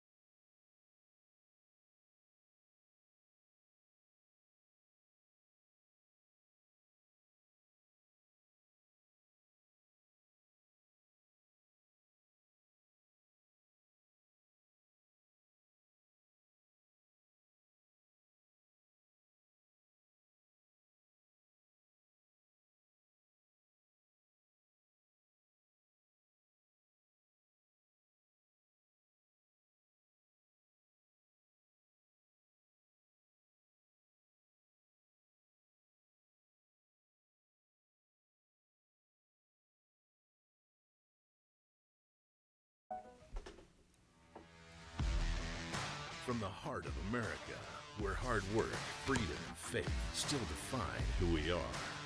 From the farms to the factories, from small towns to city streets, this is the fight for the soul of our nation. We're watching Democrats attack democracy. Do not be fooled. The strength, the grit, the greatness of the American spirit, all right here. The left wanted power, not peace, but there's a resistance rising. A generation saying enough, enough. We've tried it their way, and it failed. The Steve Gruber Show with your host, Steve Gruber, starts right now. And welcome back to it as we dig into another big hour here of the program, fighting for you from the foxhole of freedom, making sure you have all the information you need to be the best informed individual that's out there today. We want to make you very smart. Here are three big things this hour. Number one, a man gets 25 to 40 years for a terror plot against a Michigan State police post. We'll tell you about that. Number two, Michigan's Let's Go Brandon case, asking the Supreme Court to weigh in on censored student speech. We'll tell you about that. And the former captain of the Vikings football team is sick and tired of sexualizing children in this country. He said he's over it. We'll get to all that, but I want to start with the economy this hour. Oil prices continue to drop today, down 3%, down to $98 a barrel now. Started at 102. It was up to about 105 a couple of days ago, but oil prices coming down. And that's going to be a positive impact at the pump. Might take a couple of days. Anthony, what'd you pay? $3.89. So prices are already getting a little bit better out there, which is good news. And despite all the doom and gloom about the economy coming from the left, oh my gosh, inflation, oh my gosh, Donald Trump's terrible, all the tariffs, all this, right? All this. And yes, tariffs hit some companies, and it's a benefit for others. I mean, Mercedes-Benz announced yesterday $6 billion that they're going to invest to expand the building of SUVs in America. Why? Tariffs. I think the plan is in Tennessee. So that's good news for the American economy overall, forcing people to come here to build their cars. Again, Donald Trump doesn't care if we build T-shirts here. You can buy your T-shirt from China. That's fine. As long as your backhoe, your lawnmower, your leaf blower, your toaster, whatever it is, comes from the United States, manufactured here. That's the drive here, is to build things here. And despite the doom and gloom, people seem to have a pretty positive take on Donald Trump and his handling of the economy. He continues to be in the lead because who do you trust more, Donald Trump or the Democrats with the economy? He continues to come out on top. And consumer confidence continues to go up despite all the things you're told. Listen. We just got the latest read on consumer confidence. Lydia, the number, please. Stuart, we're coming in at 91.8. The expectation was 88, so this is an upbeat read, higher than what we were expected, and also higher than last month's read, which was 91.2. It seems that consumers are not as concerned about the economy as maybe what we were expecting, 91.8, more upbeat than the expected 88. Well, consumers are confident about the economy, despite what you're told on MSLSD or whatever they call it now, or for the New York Times or anybody else for that matter. People know that gas prices going up is temporary. It's a bit of a bite in the budget for the month, but they know that it's temporary. So nothing to concern yourself with. It's going to be okay. The ceasefire in Iran is in place until the 6th of April. So as they continue to try to find a solution, a long-term solution to taking out Iran's military abilities. And now some ships are making their way through the Strait of Hormuz. Some oil tankers are making their way through. And that's good news as well. And that's why oil continues to drop down to $98 a barrel now. Like I said, down about 3% for the day. And it continues. What also continues is the government shutdown of DHS. Something else that's not particularly going well for the Democrats. Donald Trump, of course, got TSA people paid, but you still have FEMA, the Coast Guard, CISA, and other agencies that are unfunded because the Democrats are throwing a temper tantrum over American agents enforcing American law when it comes to people being in the country illegally. And, of course, this is all the backdrop for the Supreme Court discussion today about birthright citizenship. Only about 30 countries even allow some form of birthright citizenship. Nobody just allows people to just come in and have children that I'm aware of. Now, I could be wrong about that. I'd have to do a little bit more research. But the fact of the matter is, it was never intended for people to be here in this country illegally. to have children, to have birth tourism, right? And so that needs to stop. So back to the DHS. Even on CNN, Democrats are getting hammered for the defunding of that department. Here's an example. And people are just also feeling like you guys just don't get it. I mean, over and over again. This is not the first shutdown that they've been dealing with. And at some point, this will get fixed. How much pain will be felt and how that lingers is unclear. But going forward, like, do you support the idea? I've seen some efforts. They've never gone through. It's like the conversation of term limits. Everyone wants it, but it's never going to happen. That members of Congress should also not get paid if there is a shutdown or there is a default. Do you, like, at some point, feel the pain that people are feeling? Yeah. And I do feel the pain that people are feeling. And I hear it every single You're a place liar. that I go in my... You're a liar. No, you don't feel the pain. You don't care. You think you have some sort of political leverage here. Leverage against working people. Against members of the Coast Guard. If not for Donald Trump, you would continue to punish TSA agents, 500 of which finally just quit. This is the third time they haven't been paid in a year. It's unforgivable. And if the government shut down partially, fully, any of it, members of Congress and the United States Senate should not be paid. Period. Get it figured out. You go without a paycheck. You see what it's like 6 weeks on to go without a paycheck. Some of them would hurt, some of them would not, but make it clear that the laws of this country apply equally to everyone, including those elected to office. I don't think there should be any special treatment for members of Congress at the airport. I didn't even know airlines offered that. I don't care if you've got a PIN. You're just a citizen that's supposed to represent other citizens. That's your job. It's not supposed to be a career. Oh, and how ridiculous is it? Here's a Democrat from Texas, Vicente Gonzalez, admitting that ICE is getting funded despite their temper tantrum. Listen. If we have a shutdown, which now we do, everybody's going to not be getting paid. Everybody who's working these under DHS will not be getting paid except for ICE, and that is exactly what's happening. ICE continues to get paid. We need to get everybody funded. We have the Coast Guard. We have FEMA that needs to get reauthorized. We have TSA, Secret Service agents, and so many other people that fall under the DHS umbrella that need to get compensated for their work. What the Republicans need to do is they need to carve out ICE funding out of the bill completely. And also, there's some requirements that people want. They want agents to stop wearing masks. They want people to be able to identify themselves. They certainly don't want ICE agents at voting polls this coming November harassing American citizens while they vote. Those are all issues that everyone should agree on. We should come to terms with that, and let's pass the funding bill and get everybody back to work. Congressman, hold on. I don't agree with that. Why are Democrats so damn worried about ICE agents at polling places? Wouldn't bother me. I don't care. I'm going to give them my driver's license, my photo ID, and I'm going to vote. Why would Democrats, pretty simple answer, isn't it? Why would Democrats be worried about ICE agents at polling places? There's only one answer to that. They're concerned the people that are not allowed to vote will be casting ballots, and if there are ICE agents there, they'll be afraid to do so. It's called election integrity. Period. Full stop. I'll take a break with a deep cleansing breath with Ron Rademacher after the break.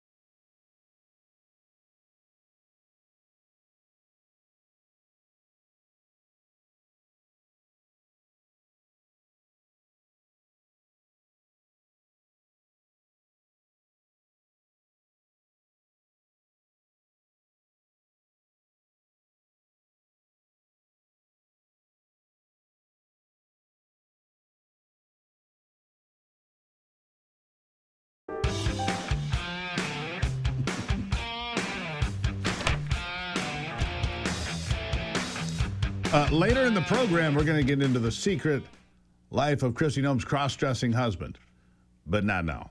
But I thought I'd throw it out there for you because I know you just can't wait to hear that strange story. All right, we're going to take a deep breath right now. Ron Rademacher joining me, a man who gets lost on Michigan's back roads. He's usually dressed, which I appreciate. Ron, good morning. That is on the top of my list. Yeah. Did you see that? I saw that. And by the way, you guys were talking about no one holds these professional golfers in greater esteem than I do. The talent these guys have. True. And they work hard to develop that talent. But there's one other statistic where Tiger Woods has beaten out John Daly. Okay. And you didn't know that. Tiger has 2 more DUIs than John Daly. Just 2? Only 2. So we want to make sure to keep the record straight. All right. That's because Daly's a professional. He's a professional. Yeah. So how many DUIs does Tiger have? 2 or 3? How many? He has 2. Yeah. I think Daly's ahead on public intoxication charges, but that's that's not. But man, could he drive that ball? It didn't matter. Man. 6 beers, 10 beers, just ripped the cover off it. Doesn't matter. Doesn't matter. And not only that, listen, he has an impeccable short game too. Power is one thing, but this guy's got the hands of a magician around the green. So yeah, he does. That's where the scoring happens. No question. All right, Ron. So it's April Fool's Day. April Fool's Day. Yes, here we are. And I have a shout out. All right. 2 shout outs. One, and this is not an April Fool's spoof, by the way. Shout out to James Carville, one of our favorites, the Raging Cajun. Yeah. It was 1 year ago tomorrow that Jimmy went on, and you can still bring it up, where he predicted that the entire Trump administration would collapse within 30 days. So congratulations, Jim. Prognosticator. Wrong All right, I'm going to pull that up for tomorrow's program. Thank you for that. My buddy Jersey Dan is over in Europe, and he sent a shout out. He's wondering if some of these No Kings protesters could head over there. Because they're having no luck at all getting rid of the Kings over in England and Spain, and we've done such a good job here. He's wondering if just a few, doesn't matter what color the hair is, just bring your own signs. They need some help over there. So Dan, I got the word out. So it is. No Kings in England. Well, yeah. Well, I don't know if the King has any clothes. The Prince did not. Just saying. Well, we've got it going on today, don't we? Yeah, we do. Hey, listen, Easter Sunday is coming, as you all know. Yes, it is. So I sent you a nice there are Easter egg hunts all over the place. Some of the big ones that you don't want to miss out on if you can help it. Of course, Anderson and Girls over in Stanton, theirs is going to be a little bit later in the year, but they usually hide 10,000 eggs there. Whoa. And kids have been coming there for generations. That's a big deal. Lake Orion out of Canterbury Village, they're having theirs. Frankenmuth, Rochester Hills. Boyne City up by the northern compound. Oh, yeah. Young State Park. And then, of course, we can't. Where do they hide them, in the snowbanks? Yeah. Charlie let me know that they, in their usual tradition, they just went ahead and hid just the one egg for their Easter egg hunt. Just one. So, just the one egg. Good luck. Good luck. I think you can put it out in the yard with a cardboard box and you could have fun. That guy. I think it's brilliant. The one egg Easter egg hunt. And you got like 10,000 people looking for one silly egg. I love that. Yeah, so they didn't say which part of the inn it's going to be in, but, There's one. And lubrication is on sale for the egg hunt. Nice. I'm a big fan of that. All right, go on. All right, so we got a couple other things too. It's not all just Easter eggs. You got Kalamazoo is having their antique bottle and glass show at the Kalamazoo County Expo. That's always a good show. Yeah. And if you're going to be up around your northern compound, did you know that the Kiwi-Dinak Tibetan Yak Petting Farm is having their spring festival? Say that again. That again. Kiwi I have to read it. I talked to these guys. It's the Kiwi-Dinak Tibetan Yak Petting Farm. Say that fast 3 times. Yeah. But they do have pet yaks out there, Steve, and I'm sure that even you can figure out a way to have fun at something like that. Yeah, I don't know if I'd know a yak if I saw it, but all right. Well, Donna, if you're in the Lansing area, I'll tell you another good one's going on this weekend. The Quarter Horse Association is having their livestock show out at the pavilion. Have you ever been around a quarter horse, Steve? Have you ever been near one? I've been around half a horse, but I don't know around a quarter horse. Yeah. Quarter horses are gigantic. That's the ones that I believe the cavalry used. I used to work at a quarter horse farm out on Francis Road near South Riley. And I mean, this horse, I'm 6 feet tall and I would come up to his shoulder.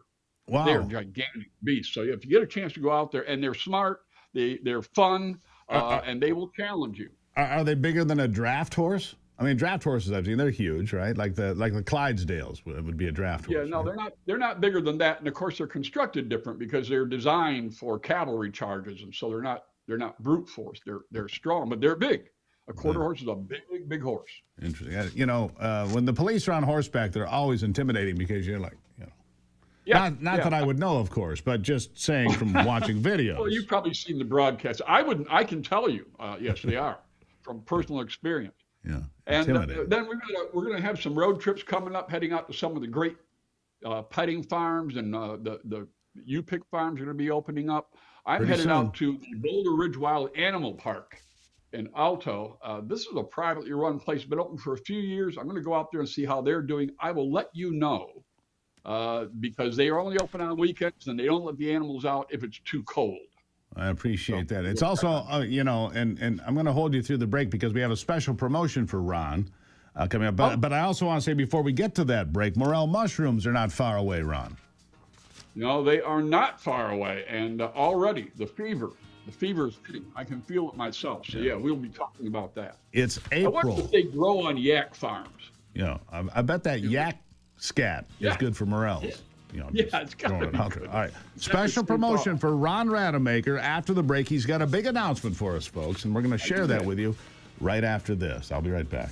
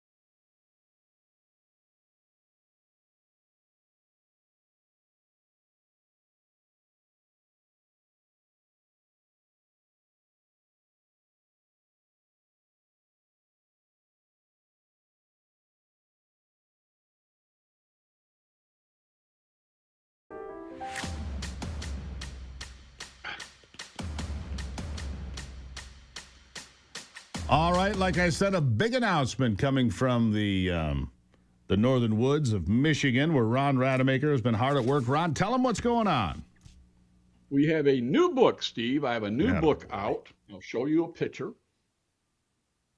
Up north.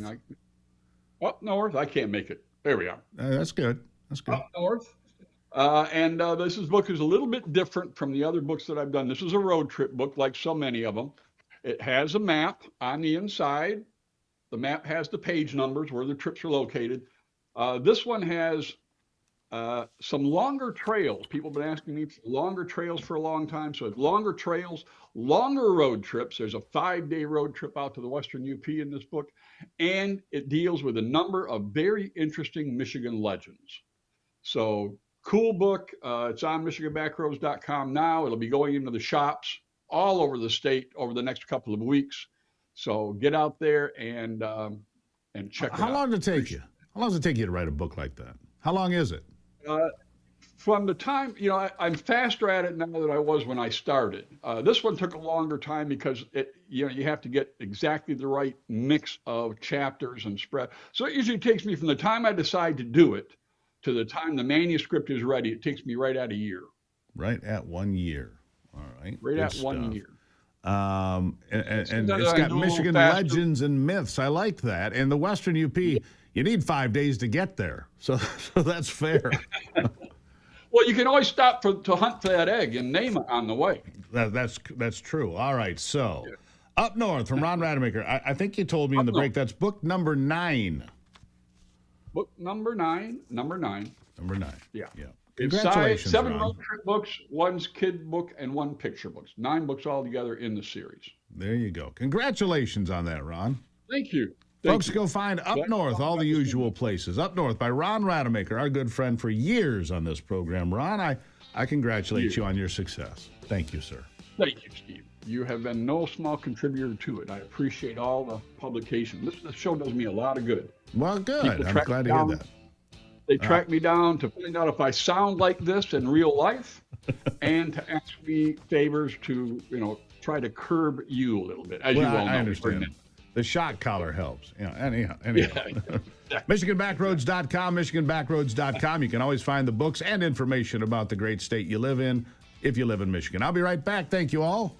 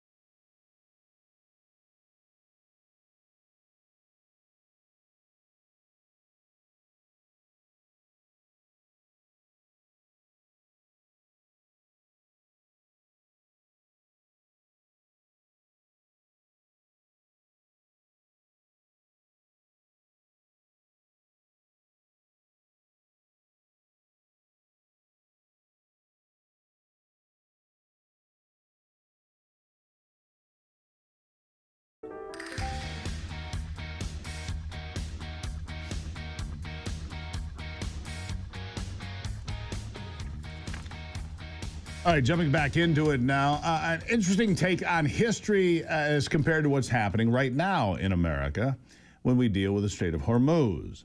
Judge Michael Warren is an Oakland County Circuit Court judge, over 20 years on the bench, a constitutional law professor at Western Michigan's Cooley Law School, a University of Michigan Law School grad, and the co-founder of Patriot Week. Your Honor, welcome to the program. Thank you so much. I'm really pleased to be here. Greatly appreciate it. You know, reopening the Strait of Hormuz is a big focus right now, and it's starting to flow oil again for the first time, in a month or more.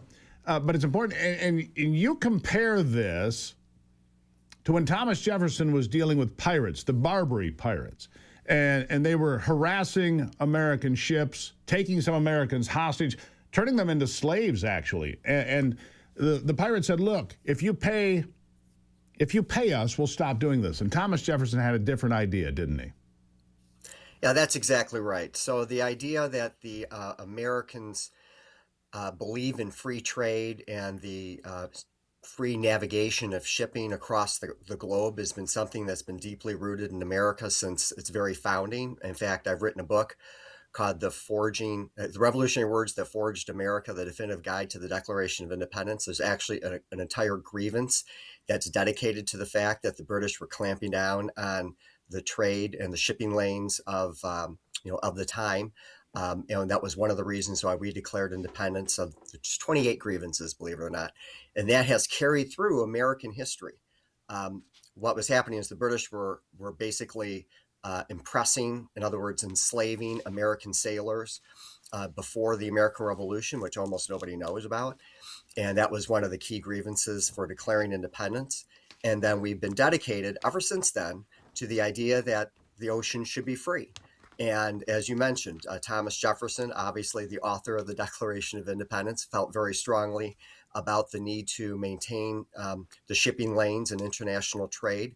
And when the Barbary pirates, who are in northern Africa, were for decades harassing shipping, extolling, blackmail, taking ships and taking their property and enslaving the sailors, they wanted tribute to allow American ships to flow freely through the ocean and the seas. And Thomas Jefferson said, no, we're not going to do that. And he literally sent in the Marines to take care of that issue, and was very successful. And ever since then, and before then, as I said, it's one of the founding grievances, the Declaration of Independence. We have stood up for free trade and the freedom of commerce on the oceans. Yeah, Thomas Jefferson said, yeah, we're not going to pay we're not going to be extorted by you. We're not going to pay that money. In fact, he sent the United States Marines, and he just killed them. Exactly right. He killed them. Right. That's what he did. He went to war with them. That's right, 1803. Right. He went and said, look, we're done with this game. And he said, let me think about it. Well, he put together his Marines, and the Marines went in and eliminated that problem. And so you draw comparisons to what's happening in the Strait of Hormuz right now. We will not be held hostage by hostile regimes or terrorist regimes at all. We won't, right? Well,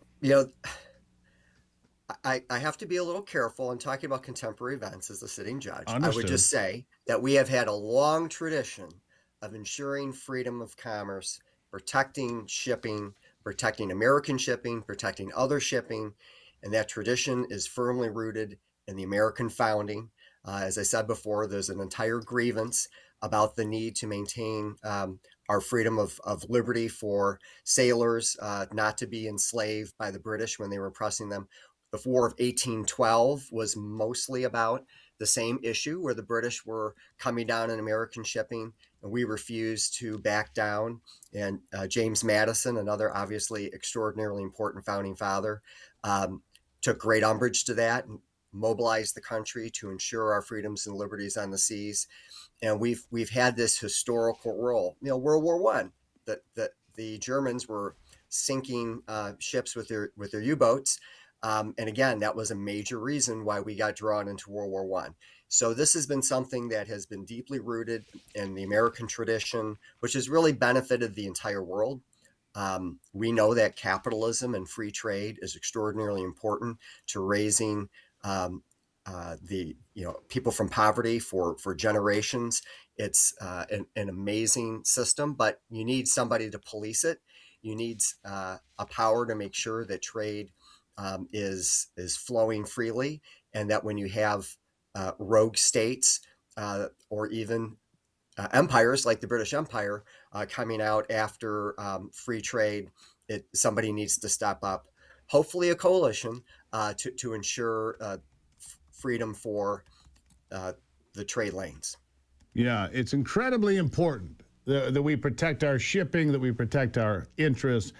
And I won't put you on the spot. You're a sitting judge. I understand that. You have to be careful about contemporary issues. That's fair. Right. Right. But the fact of the matter is, we need to look out for our own interests. We do. And with what's happening right now, it doesn't seem that anybody else is going to step up. It seems that the European nations who are being hurt the most with energy prices don't care to be involved. Well, I guess that's your choice. And you can stand down. Right. I'll say this. America was founded on revolutionary principles. We hold these truths to be self-evident, that all men are created equal, that are endowed by their creator with certain unalienable rights, that among these are life, liberty, and the pursuit of happiness, and that to secure these rights, governments are instituted among men, deriving their just powers from the consent of the governed.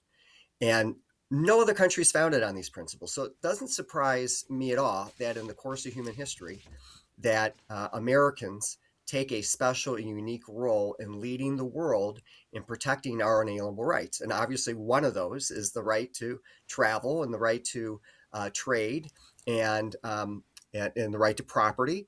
And so when those things are threatened, do we really expect old imperial powers and dictatorships and authoritarian regimes to care about those rights? No, we shouldn't be surprised by this. But that's why America is so magnificent. From its very founding, we have been a unique nation in the course of human history. We've been a beacon of liberty and a torch of hope for everyone in the world. And unfortunately, that means that we have to do things that nobody else is willing to do.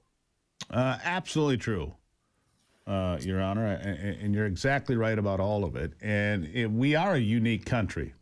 There's no question about it. We are a unique country founded on unique principles. I mean, the First Amendment of the United States Constitution is the envy of the world, as far as I'm concerned, Your Honor. And, absolutely. And for good reason. Last Absolutely. word to you. Like I said before, I saw your last guest was hawking his book from Michigan. So here I am in Michigan. So I got to hawk this book. There you go. So this is, let's see if I can get it in there. The Revolutionary Words That Forged America. It's actually being published next week. So you can go to Amazon and pre-order. And you can just type in Judge Michael Warren, Warren, and it talks about why we are the most unique and important country in world history. We believe in unalienable rights. We believe in equality. We believe that our rights come from God and not from the government. We believe in limited government. We believe in the rule of law. All these things make America unique. And that's why things, when contemporary events happen and we say, oh, this has never happened before. Of course it has. We've had Judge Michael over 250 Warren, years. I got to leave it right there, sir. Great conversation. Thank you for stopping in. Thank you so much. God bless you and God bless America. God bless America. Now, there's a guest I like. I'll be right back.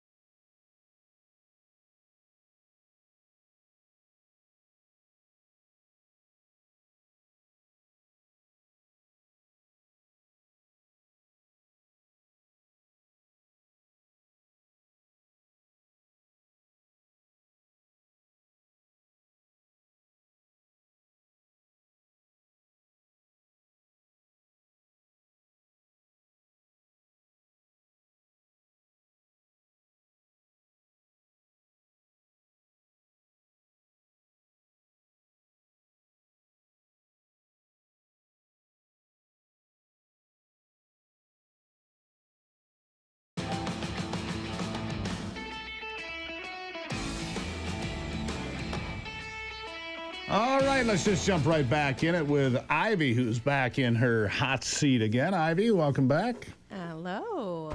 I'm happy to be here. Of course you are. We're all happy that you're here. They love Ivy out there. That's no question about it. What's on your list of things to do? So generally I talk about the dumbest thing I heard all week, but this is one of the best things I heard all week, and I want your take on it. Let's hear it. With what? What did they threaten them with? BB guns? Or well, that's they don't have much left to threaten. My question for you is, are you... I don't know. I mean, what are they... You made a statement. What did they threaten them with? I don't know. Tell me, how did they threaten them? Well, all I know is that they threatened him, sir. What does that mean?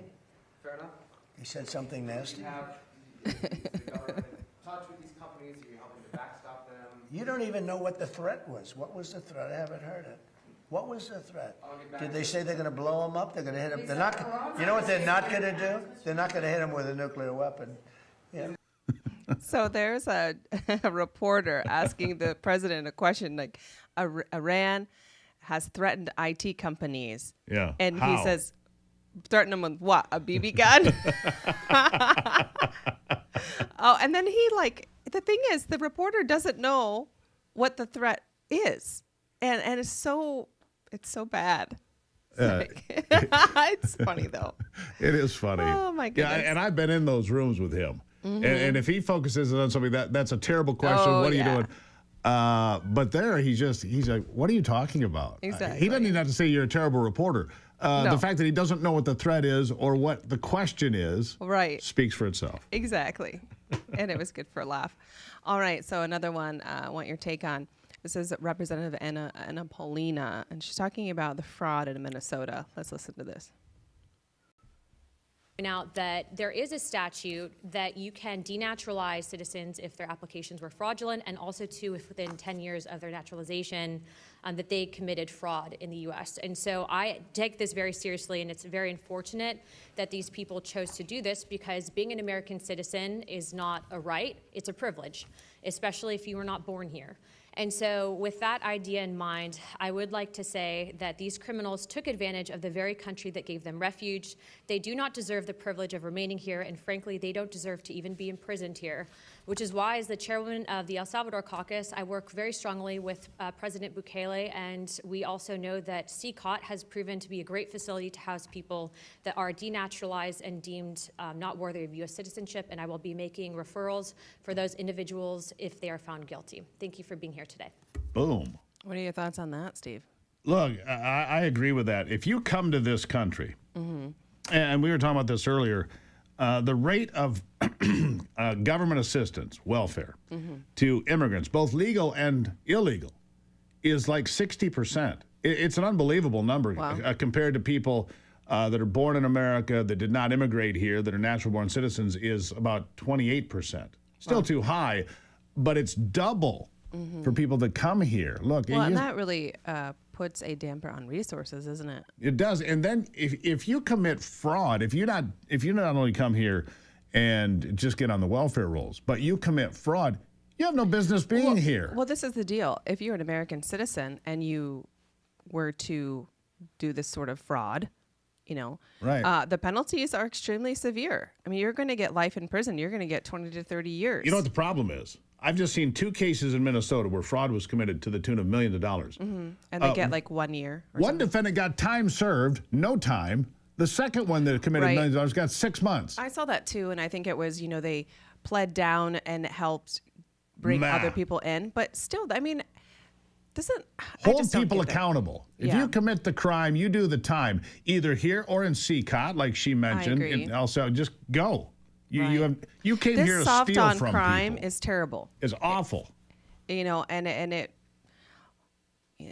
You come here, you commit a crime, get out. We get situations like Irina, what's her name? I'm sorry, I'm totally blanking. The woman that was stabbed in the... Irina Zarutska. Thank you. My goodness gracious. That's what happens when we're soft on crime. Exactly. And her, we can't have that in this country. Yeah, and they're defacing murals of her But really around quickly, the country. Go ahead. how much time do we have left? You got 3 minutes. Okay, good. I wanted to go back to the conversation about Jaden Ivey.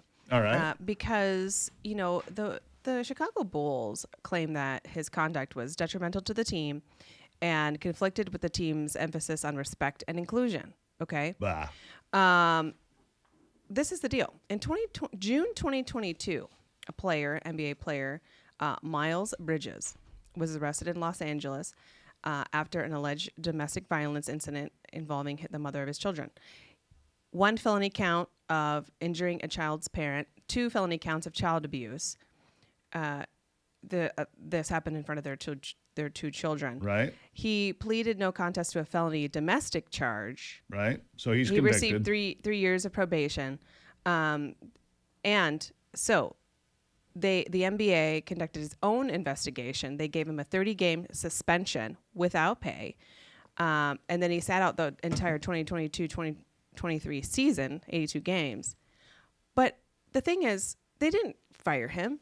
They didn't take him off the team. He was convicted of a felony for domestic violence, and they allowed him to stay. Right. And is that an emphasis on respect and inclusion? No. How about for your family? Yeah.